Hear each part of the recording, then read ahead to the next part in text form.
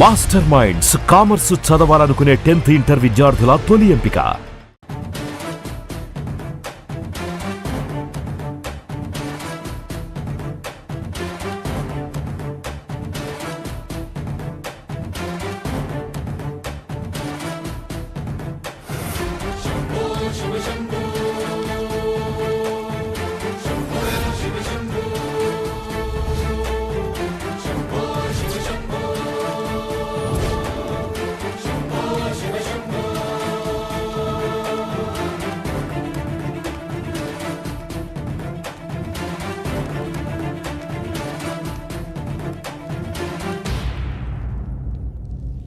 అయ్యా, మీ కుటుంబానికి ఈ పరిస్థితి వస్తుందని అస్సలు ఊహించలేదయ్యా. పచ్చటి పుచ్చకాయలో పుచ్చుంటుందేమో గాని పచ్చని మీ సంసారంలో ఇలా మీ తమ్ముడు గారు కొన్ని తరాలుగా మా వంశం ఈ ఊరిని పరిపాలిస్తుంది. మా వంశానికి స్త్రీలంటే ఎంత గౌరవమో తెలుసా? ఆడవాళ్ళు వంటింటి కుందేళ్లు కాకూడదని మా ముత్తాత గారు పెళ్లి కూడా చేసుకోలేదు. మా తండ్రి గారు పాపారాయుడు ఎవడో ఒకడు ఒక స్త్రీని మోసం చేసి కడుపు చేస్తే ఆ కథ విని ఆ పుట్టిన పిల్లాన్ని ఆ మోసగాడికి ఇచ్చేసి ఆమెను పెళ్లి చేసుకుని ఆమెకు కొత్త జీవితాన్ని ఇచ్చాడు. నేను కూడా నా వంతు సహాయంగా కొంతమంది స్త్రీమూర్తులను పెళ్లి చేసుకుని వాళ్లకు జీవితాన్ని ఇవ్వాలనుకున్నా. అలాంటిది నా వంశంలో ఇలాంటి చీడ పురుగు పుట్టాడు. నా తమ్ముళ్ళలాంటి కాముడు మా పనోడు వాడి కూతురుపై అత్యాచారం చేయబోయాడు. ఒక్కసారి నీ చెప్పేది వినండి. నీచుడా, ఈ రాయుడిచ్చే తీర్పును ఆపే శక్తి ఎవరికీ లేదు.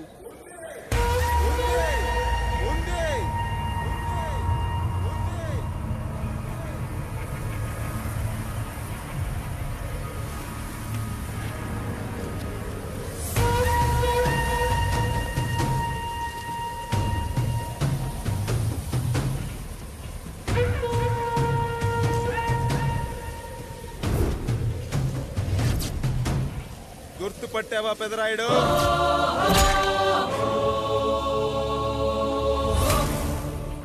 నా తండ్రిని చంపిన నీ తండ్రిని చంపా. ఇప్పుడు ఆయన కొడుకుగా నీ అంతు చూడటానికి వచ్చాను. ఊరికి నీతులు చెప్పే నీ భాగవతం బయట పెట్టడానికి ఏ శక్తి నిన్ను ఆపబోతుందో చూపెట్టడానికి అసలు సిసలైన మగాడు అడుగు పెట్టబోతున్నాడు. ఎవడిని చూడాలంటే మీ నవరంధ్రాలు కళ్ళుగా మారాలో వాడు రాబోతున్నాడు. చెప్పి వచ్చే తుఫాను కాదు వాడు, వచ్చాక చెప్పుకునే సునామీ వాడు. ఇక వాడిని ఆపటం అంటే ఎవరెస్ట్ ని క్రేన్ తో లేపటమే. పాపారాయుడు, పెదరాయుడు, ఆ రాయుడు, ఈ రాయుడు అని మీ బతుకుల్లో రాళ్లు వేస్తున్న వాళ్ళకి సమాధానం చెప్పటానికి వస్తున్నాడు అసలు సిసలైన Rayudu. So I am presenting you the one and only Android.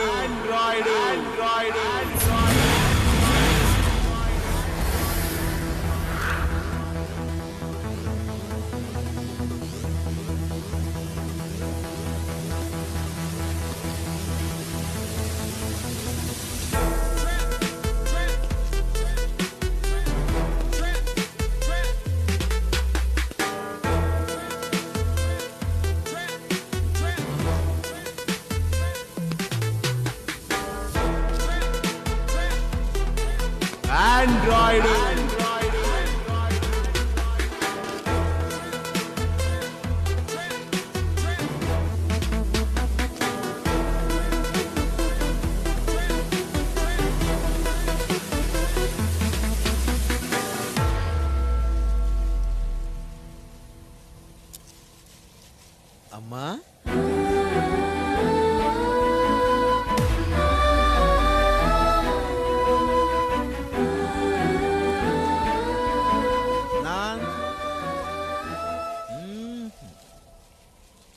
నాన్న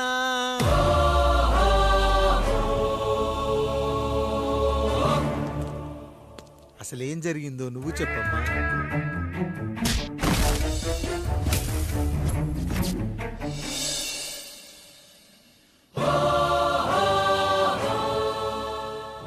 ఏరా పెదరాయుడు, త్రికాలాత్రక ఓరి ఓరోరి ఆపరా నీ ఉన్మత్త గార్తాబారవాలు.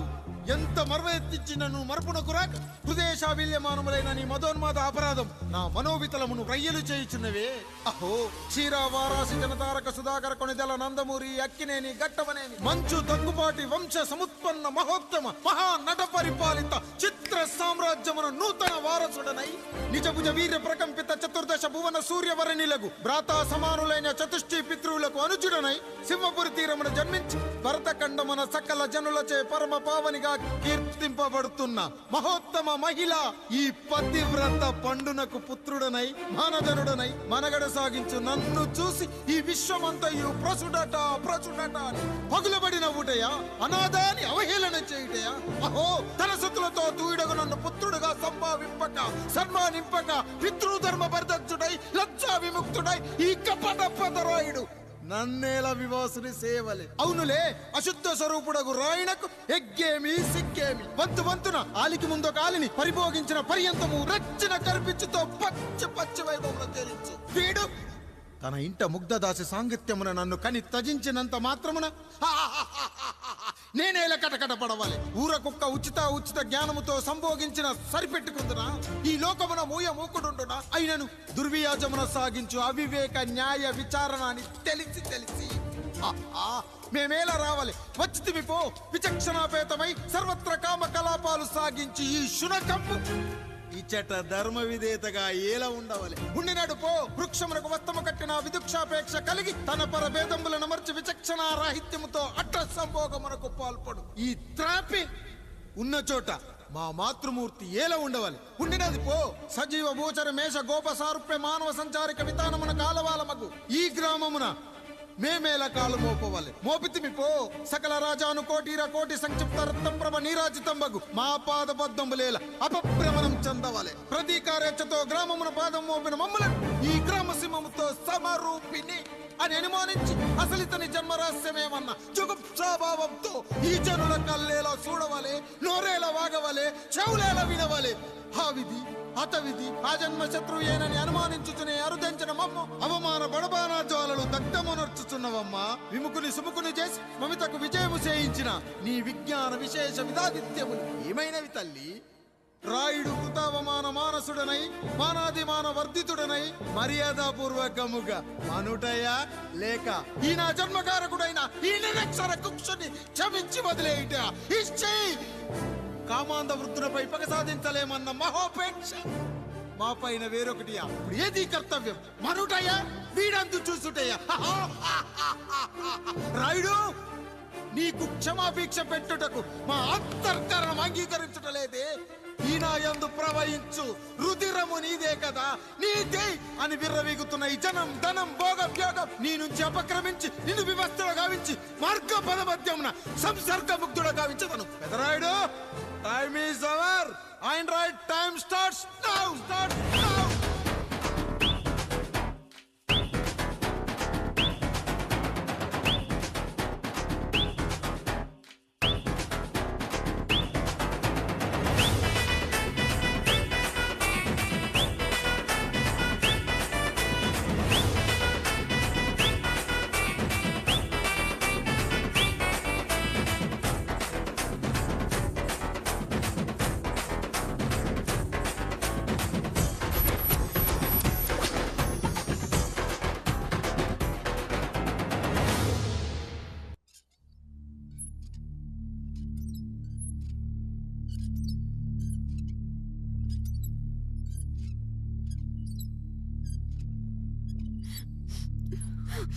జానకి ఇంకెక్కడుంది? అక్క వెళ్ళిపోయిందండి. పాలక పాలేరుతో అండి.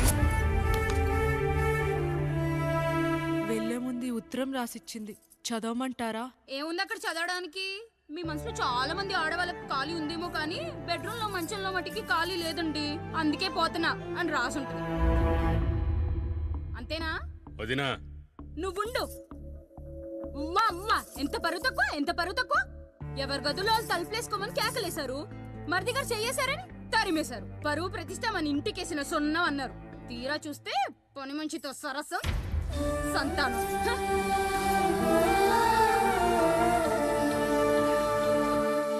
పని చేయించుకొని డబ్బులివ్వాలి గాని బిడ్డల్నిస్తారని నేనెక్కడా వినలేదమ్మా ఈ చోద్యం. ఇంక మీరు ఆపుతారా? మీరేంట్రా ఏం మాట్లాడరు? ఏం మాట్లాడాలమ్మా? తమ్ముడు తప్పు చేశాడని పట్టుకుని కొట్టారు. అదే తప్పు ఆయన గారు చేస్తే మాత్రం ఆయన ఒక్క మాట కూడా అనకూడదా? అంటే అమ్మా, రేపు ఎప్పుడైనా మాకు కూడా ఇంకో ఫ్యామిలీ పెట్టుకోవాలని కోరిక కలిగినప్పుడు అప్పుడు నువ్వు చేసిన పనే మేము చేసావు నాన్న అని చెప్పడానికైనా ఇప్పుడు మాట్లాడాలి కదమ్మా. కావాలనుకున్నప్పుడల్లా అమ్మని తెచ్చుకున్న ఆయనకి తమ్ముడికో ఆడతోడు కావాలని తెలీదా? రోజు బట్టలపి స్నానం చేస్తాడు కదా. తమ్ముడు బాగా ఎదిగాడని అర్థం కాలేదా? పని మనిషితో ఆయన చేస్తే శృంగారం, ఆవిడ కూతురుతో నేను చేస్తే వ్యభిచారమా?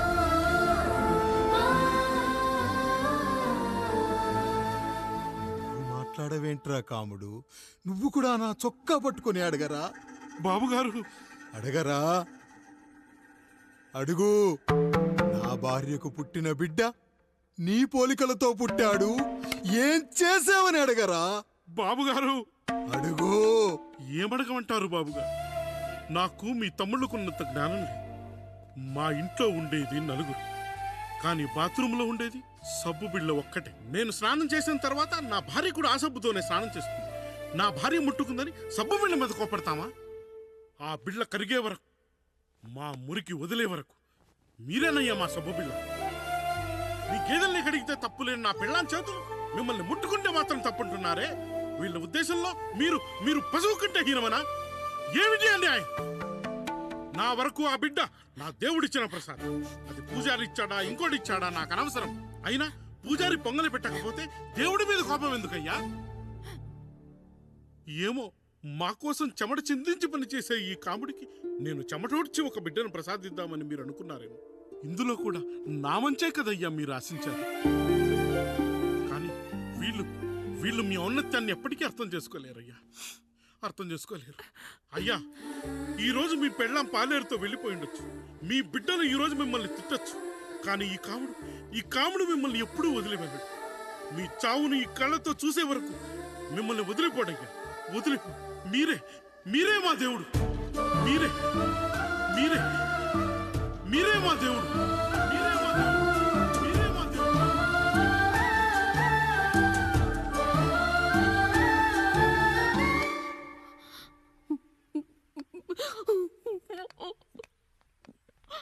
చిన్నయ్య, కాఫీ. చిన్నయ్య కాదు, చిన్నోడు. నేను మీ అక్క కొడుకును. నువ్వెందుకు ఏడుస్తున్నావమ్మా? చిన్నోడా, పెద్దయ్య గురించి అలా మాట్లాడకయ్యా. పెద్ద మనిషా, డబ్బుంటే గుడి కట్టాలి, బడి కట్టాలి. వెళ్ళిన చోటల్లా కనిపించిన దానికల్లా బిడ్డలు నెచ్చుకుంటూ పోరు. ప్రతి ఊళ్ళో చెట్లు నాటించడానికి వాడేమన్నా అశోకుడా? గుప్పెడంత ఉల్లిని కోస్తేనే కన్నీళ్ళు వస్తాయి. బారెడంత నా తల్లి మనస్సు కోసాడు. వాడి కన్నీళ్లు కాదు, రక్తం రావాలి, వచ్చేలా చేస్తా. మనల్ని ఇంతగా మోసం చేసిన వాడికి ఆస్తి 3 పిల్లలు, నీకు మాత్రం పేదరికం ఒక్కడే పంట. వద్దు చిన్నయ్య, వద్దు చిన్నయ్య.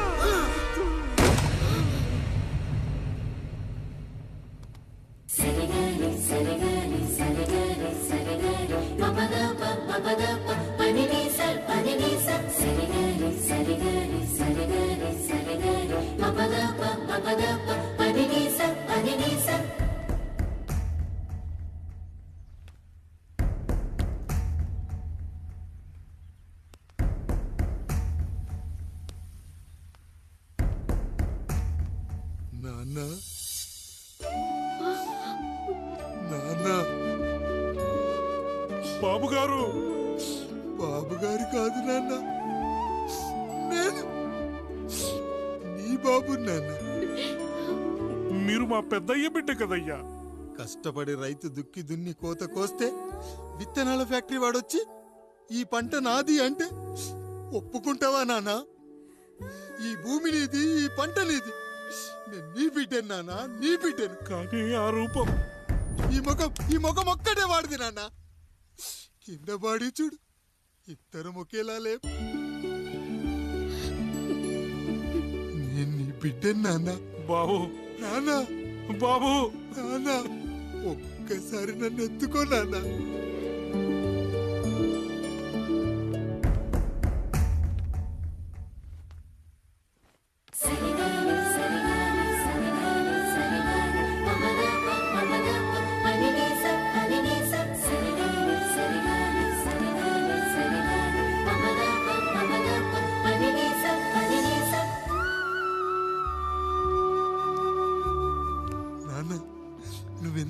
మంచివాడివి నాన్న. ఒకడు వాడిన టూత్ బ్రష్నే ఎవ్వడూ చేత్తో పట్టుకోడు, అలాంటిది నువ్వు నోట్లో పెట్టుకొని తిరుగుతున్నావు. అమ్మ ఎంత అదృష్టవంతురాలు నాన్న, ఎంత అదృష్టవంతురాలు. చాలు బాబు, ఇది చాలు. చాలదు నాన్న, ఆ రాయుడు లెక్కేంటో తేలుస్తా. మన కుటుంబాన్ని ఇంత క్షోభ పెట్టిన ఆ రాయుడిని వదలనానా, వదలా. వాడంతేదో చూస్తా.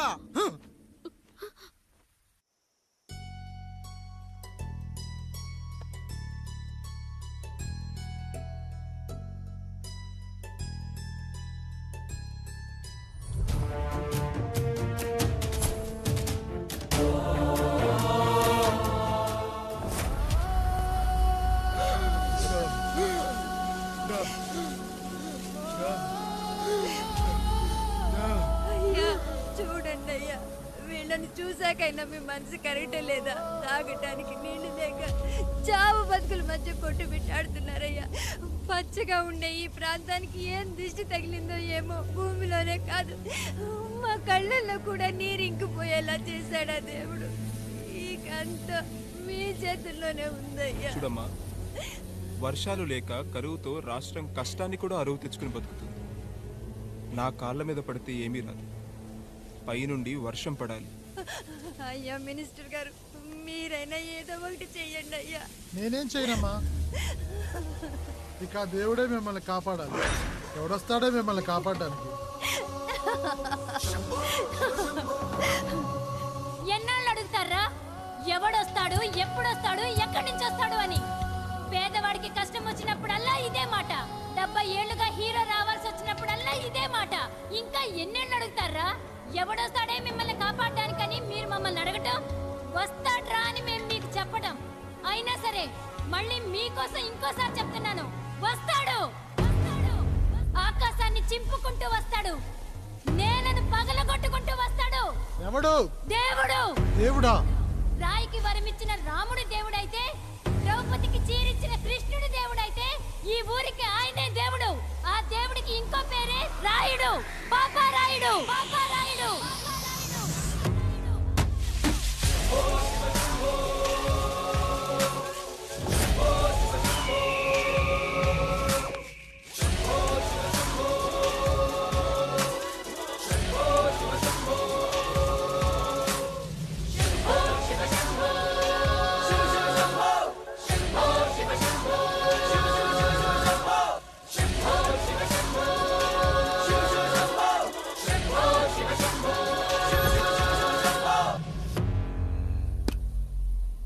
ఏంటి సమస్య?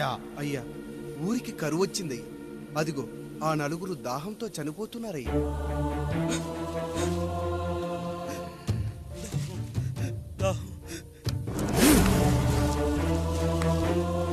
పాపారాయుడు తీర్పు ప్రకటిస్తున్నాడు. ఈ గ్రామం ఇంతకు ముందెప్పుడు ఎదురవ్వని సమస్య. అందుకే ఈ సమస్యని నా సర్వేంద్రియాలను కేంద్రీకరించి, నవరంధ్రాలను బిగించి ఆలోచించి ఈ నా తీర్పు ప్రకటిస్తున్నాను.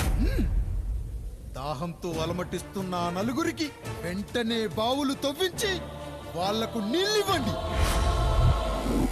అంత సమయం లేదయ్యా. మరో 5 నిమిషాల్లో వారి చేత నీళ్లు తాగించిపోతే చచ్చిపోతారయ్యా. పూజారి, మరేంటిప్పుడు దీనికి పరిష్కారం? నృత్యం. సంగీతానికి శిలలు, నృత్యానికి మేఘాలు కరుగుతాయని శాస్త్రం చెబుతుంది. ఆ నాట్యానికి ఆకాశం కరిగి వెంటనే వర్షం పడాలి. అందుకు ఆ నటరాజైన శివుడే మార్గం చూపించాలి.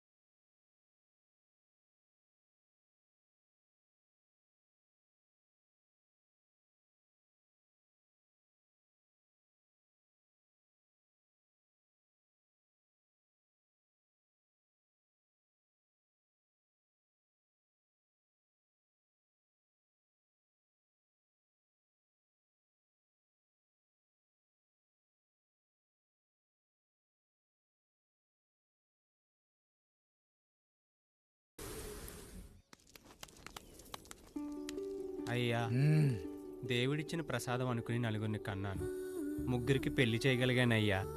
ఈ ఊరు ఏమిచ్చినా మీరు తీసుకుంటారు కదయ్యా, ఇది మిగిలిపోయింది, తమరే ఏదో ఒకటి చెయ్యండి అయ్యా. అయ్యా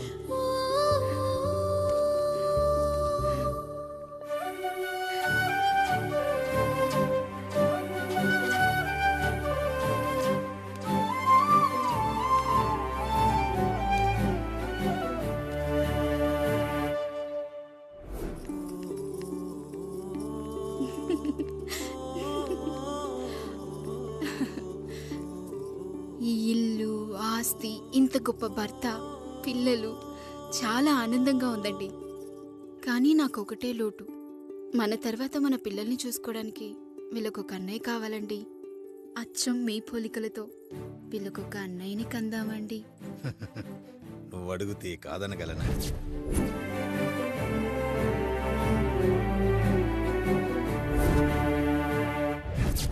నానా రాయుడెక్కడా? ఇప్పుడే వస్తున్నాను నాన్న.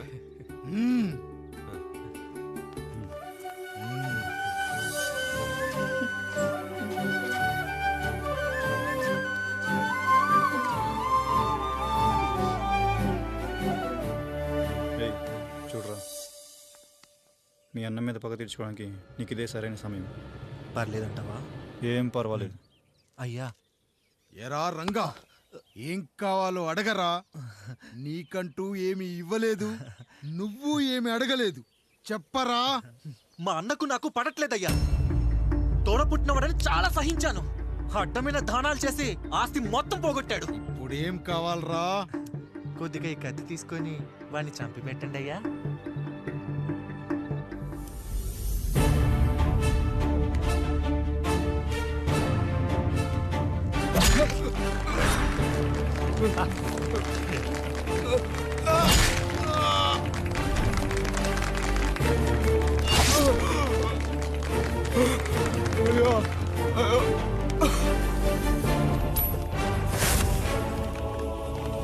రేయ్ నాయుడు, అన్యాయంగా మా నాన్నని చంపేశావు. గుర్తుంచుకో, ఈ నాయుడి కొడుకు నీ కుటుంబం పాలిట సైనికుడిగా మారబోతున్నాడు. నిన్ను, నీ కొడుకుని, ఆడికి పుట్టబోయే కొడుకుని, అందరినీ లేపేస్తా.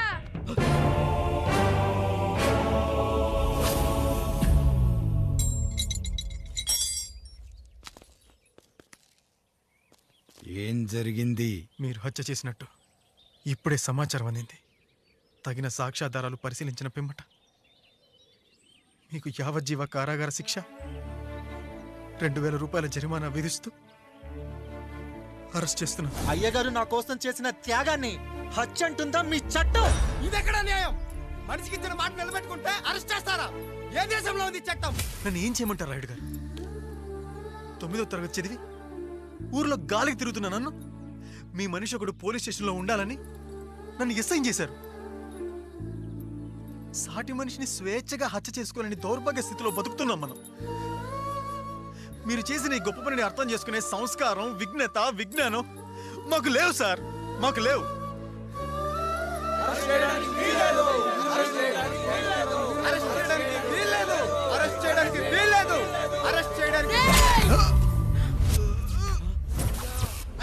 నాయుడు గారు,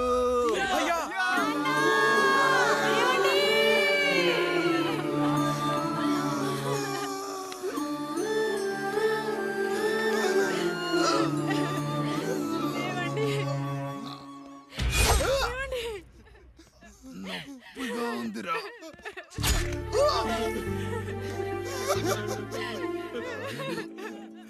సుధా, నేను లేకుండా ఎలా ఉండగా? పర్వాలేదండి, బిడ్డలతో నేను ఉండిపోతాను. అయ్యో, ఈ పాడు సమాజం నిన్ను మనశ్శాంతిగా బతకనివ్వదు. ఇంతమంది పిల్లల్ని చూసుకుంటూ భర్త లేకుండా ఎలా బతకగలం?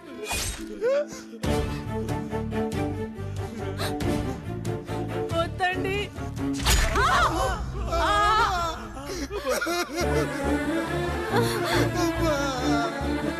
రాయుడు, బిడ్డలు జాగ్రత్త. ఈ రోజు నుంచి వీళ్ళంతా నీ తమ్ముళ్ళు, చెల్లెళ్ళు కాదు, నీ బిడ్డలు.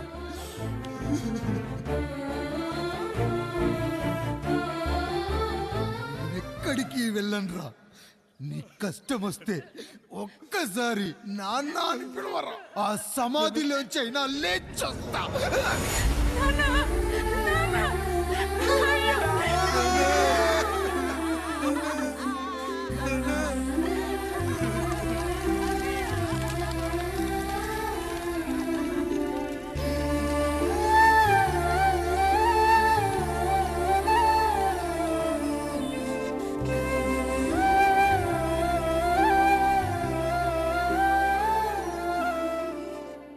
ఇందు మూలంగా 50 మందికి తెలియజేయనిదేమనగా ఊరికి కొత్తగా వచ్చిన యాండ్రాయిడ్ తన తండ్రి పెదరాయుడు అని ఆస్తిలో వాటా పంచమని రచ్చబండిని ఆశ్రయించడం వలన గ్రామ పెద్దలందరూ రేపు 11 గంటలకు రాయుడు గారింటికి రావాల్సిందిగా కోరుచున్నాము.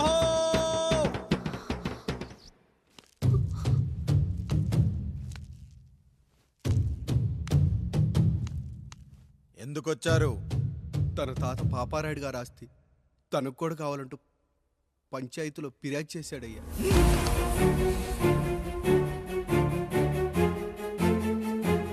మస్తా గారు, ఆ దస్తావేజులు ఇవ్వండి. అయ్యా, మరి మా సంగతి ఏంటి? అడగరేంటి? అవునన్నయ్యా.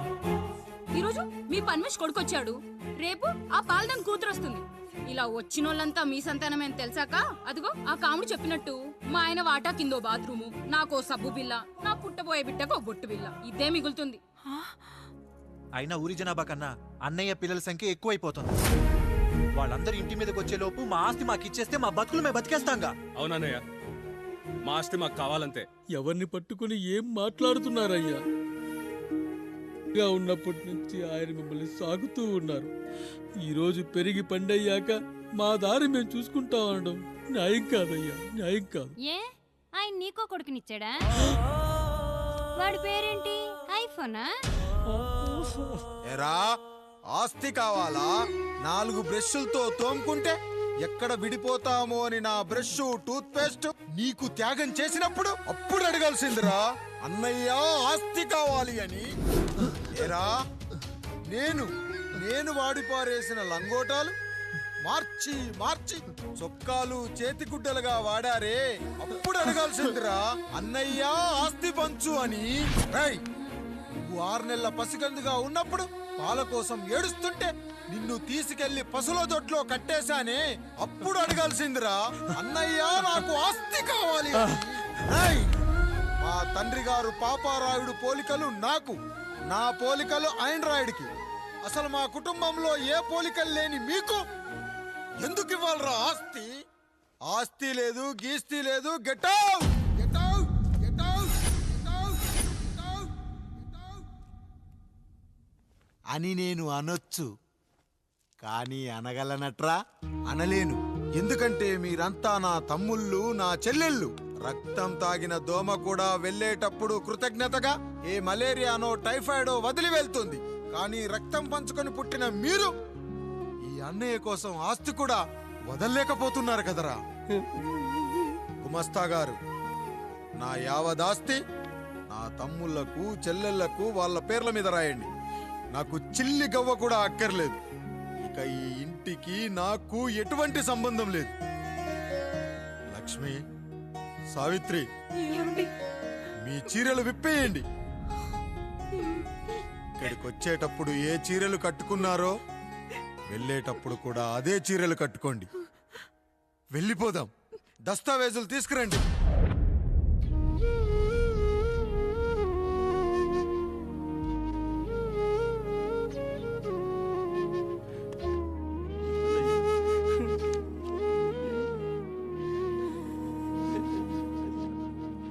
ఇక ఈ ఇంట్లో నా పేరు వినపడితే నా తమ్ముళ్ళు, చెల్లెళ్ళు బాధపడతారయ్యా. ఈ ఇంట్లోనే కాదు, ఈ దస్తావేజులో కూడా నా పేరు ఉండకూడదు. నేను ఇక్కడ సంతకం పెట్టి వీళ్ళ మనసు నొప్పించలేను. అయ్యా, మొత్తం వదిలేసి మీరెలా బతుకుతారయ్యా? ఎండకు నీడలా, వర్షానికి గొడుగులా నన్ను ఇన్నాళ్ళు కాపాడింది. కష్టాల్లో సుఖాల్లో నాకు తోడుగా నిలిచింది. నా నిజమైన ఆస్తిని, కుటుంబ గౌరవాన్ని కాపాడింది. ఇదేరా నా ఆస్తి అంతస్తు. ఇది మా నాన్నగారిచ్చిన లంగోట. బంగారం లాంటి తమ్ముళ్ళే లేనప్పుడు నాకు మాత్రం ఈ బట్టలెందుకురా?